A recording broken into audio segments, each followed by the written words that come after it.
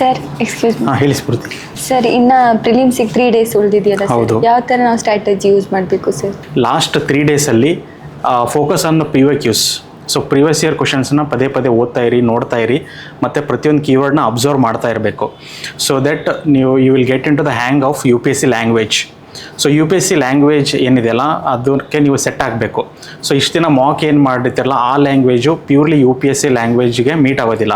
So ಅದಕ್ಕೋಸ್ಕರ previous year ಕ್ವಶನ್ಸ್ನ ಪದೇ ಪದೇ ಓದ್ತಾ ಇರಬೇಕು.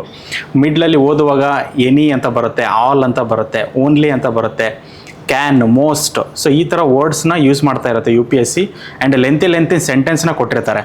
ಸೊ ಅದಕ್ಕೆ UPSC ಪ್ರೀವಿಯಸ್ ಇಯರ್ ಕ್ವಶನ್ ಪದೇ ಪದೇ ಓದ್ತಾ ಇದ್ದರೆ, ಅಬ್ಸರ್ವ್ ಮಾಡ್ತಾ ಇದ್ದರೆ ನೀವು ಆ ಲ್ಯಾಂಗ್ವೇಜಿಗೆ ಸೆಟ್ ಆಗ್ತೀರಾ. ಸೊ ಇದನ್ನು ನೀವು ಫಸ್ಟ್ ಮಾಡಬೇಕು. ಸೆಕೆಂಡ್ ಒನ್ನು, ಎಲ್ಲ ಸಬ್ಜೆಕ್ಟ್ದು ಫ್ಯಾಕ್ಟ್ಸ್ ಏನಿದೆ ಅದನ್ನು ಆಲ್ಮೋಸ್ಟ್ ಎಲ್ಲ ನೀವು ನೋಟ್ಸ್ ಮಾಡ್ಕೊಂಡಿರ್ತೀರಲ್ಲ ಅದನ್ನು ರಿವೈಸ್ ಮಾಡ್ತಾ ಇರಬೇಕು. ಥರ್ಡ್ ಒನ್ನು, CSATಗೆ ಫೋಕಸ್ ಮಾಡಬೇಕು. CSAT ಡಿಫಿಕಲ್ಟ್ ಆಗ್ತಾ ಇರೋದಕ್ಕೆ CSATಗೂ ಕೂಡ ನೀವು ಹೆಚ್ಚು ಪ್ರಾಕ್ಟೀಸ್ ಮಾಡ್ತಾ ಇರಬೇಕು. ಸೊ 3 daysಲ್ಲಿ ಈ 3 ನೀವು ಫಾಲೋ ಮಾಡಲೇಬೇಕು. ಸರ್ ಎಷ್ಟು ಇಯರ್ ಕ್ವಶನ್ ಪೇಪರ್ನ ರೆಫರ್ ಮಾಡಬೇಕು? ಲಾಸ್ಟ್ 5 years ಕ್ವಶನ್ ಪೇಪರ್ಸ್ ಏನಿದಾವಲ್ಲ ಅದನ್ನು ಎಷ್ಟು ಸಾರಿ ಆಗುತ್ತೋ ಅಷ್ಟು ಸಾರಿ ಓದ್ತಾನೆ ಇರಿ.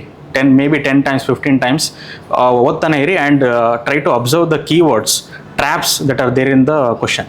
So you will get into the UPSC ಲ್ಯಾಂಗ್ವೇಜ್ಗೆ ನೀವು ಸೆಟ್ ಆಗ್ತೀರಾ.